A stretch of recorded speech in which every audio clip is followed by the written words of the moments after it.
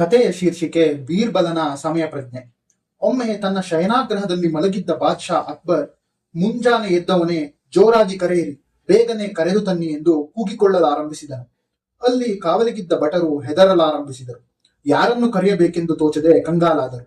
ಆದರೆ ಯಾರನ್ನಾದರೂ ಕರೆತರಲೇಬೇಕು, ಇಲ್ಲದಿದ್ದರೆ ಬಾದಶಹಾನ ಕೋಪಕ್ಕೆ ತುತ್ತಾಗಿ ಶಿಕ್ಷೆ ಅನುಭವಿಸಬೇಕಾಗುತ್ತಿತ್ತು.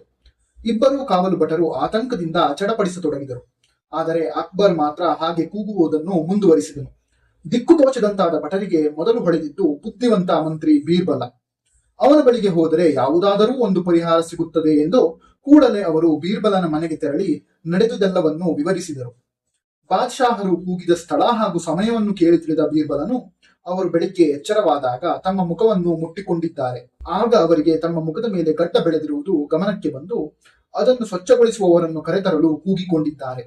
ಆದ್ದರಿಂದ ನೀವು ಕೂಡಲೇ ಕ್ಷೌರಿಕನನ್ನು ಕರೆದೊಯ್ಯಿರಿ ಎಂದು ಹೇಳಿದನು. ಬೀರ್ಬಲನು ಹೇಳಿದ ಮಾತು ಸರಿ ಎನಿಸಿ ಭಟರು ಆಸ್ಥಾನದ ಕ್ಷೌರಿಕನನ್ನು ಅಕ್ಬರನ ಬಳಿಗೆ ಕರೆದೊಯ್ದರು. ಕ್ಷೌರಿಕನನ್ನು ಕಂಡ ಅಕ್ಬರನು ಅವನು ಅಲ್ಲಿಗೆ ಬಂದ ವಿಧಾನವನ್ನು ಕೇಳಿ ತಿಳಿದು ಬೀರ್ಬಲನ ಜಾಣ್ಮೆ ಹಾಗೂ ಸಮಯ ಪ್ರಜ್ಞೆಯನ್ನು ನೆನೆದು ಮನದಲ್ಲಿಯೇ ಸಂತಸಪಟ್ಟನು.